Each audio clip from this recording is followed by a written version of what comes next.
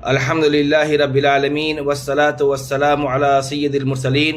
وعلی آلہ وصحبہ اجمعین، اما بعد۔ محترم ناظرین، ہم جس معاشرے میں رہتے ہیں اس میں بہنوں کو اور بیٹیوں کو مال میراث میں حصہ نہیں دیا جاتا اور انہیں وراثت سے محروم کر دیا جاتا ہے، جو سراسر ظلم ہے اور اللہ تبارک و تعالیٰ کے حدود کی مخالفت ہے۔ پوچھنے پر وجہ یہ بتائی جاتی ہے کہ چونکہ ہم نے اس کی شادی کی، ساز و سامان دیا، جہیز دیے اور لاکھوں روپے اس کی شادی میں ہم نے خرچ کیا، اس لیے اب اس کا حصہ نہیں بنتا۔ یہ سراسر ظلم ہے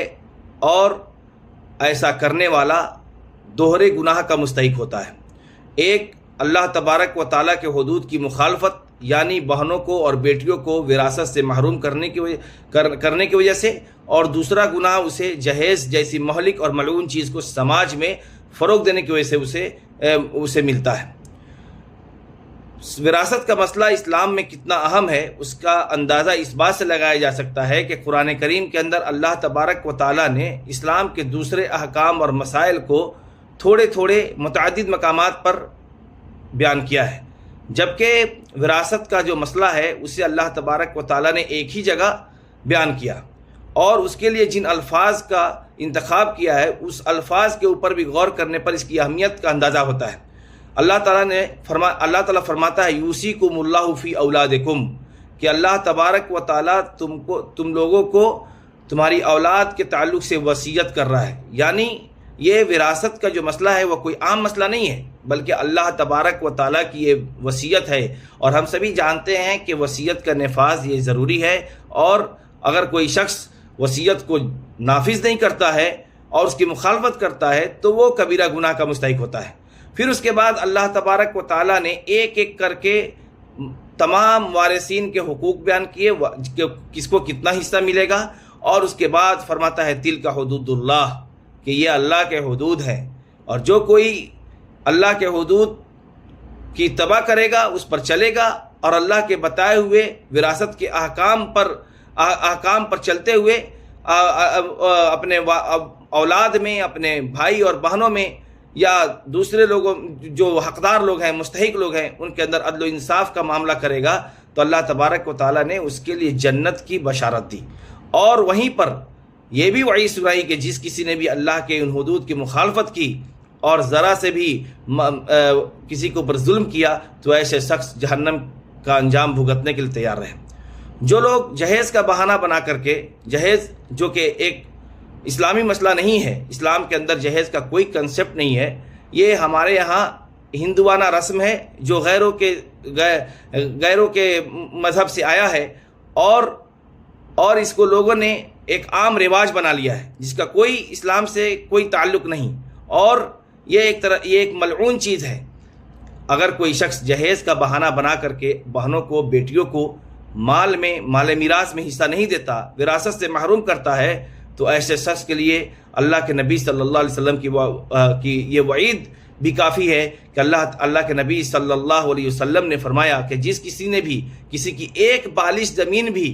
اگر ناحق غصب کیا تو کل کے بروز قیامت اللہ تبارک و تعالیٰ اس کے گلے میں 7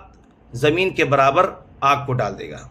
تو یہ وراثت کے تعلق سے، وراثت کی اہمیت اور ہماری غفلت کے تعلق سے یہ باتیں آئیں۔ رہا مسئلہ جہیز کا، تو جہیز جیسا کہ ہم نے بتلایا کہ یہ اسلام کے اندر اس کا کوئی کنسپٹ نہیں، اور لوگ دکھاوے میں جہیز دیتے ہیں۔ اگر کوئی پڑوس میں شادی کیا ہے،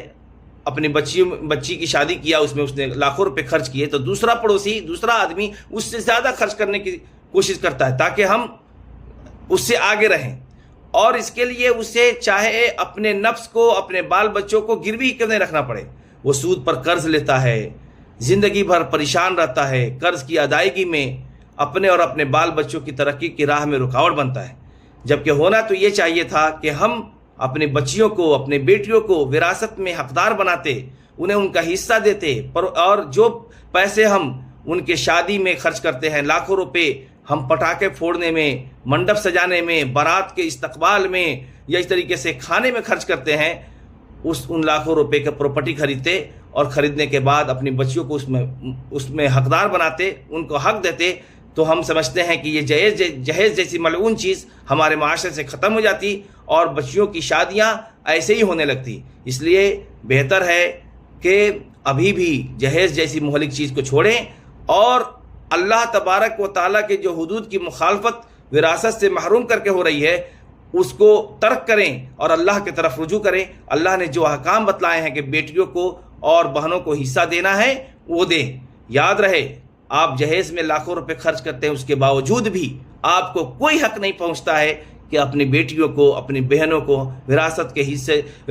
وراثت سے محروم کر دیں، مال میراث سے محروم کر دیں۔ آپ لاکھوں روپے خرچ کرتے ہیں، یہ آپ کا مسئلہ ہے۔ آپ جہیز دیتے ہیں، یہ آپ کا مسئلہ ہے۔ یہ آپ اپنے دکھاوے کے لیے پٹاخے پھوڑتے ہیں، بارات منگواتے ہیں، یہ آپ کا مسئلہ ہے۔ یا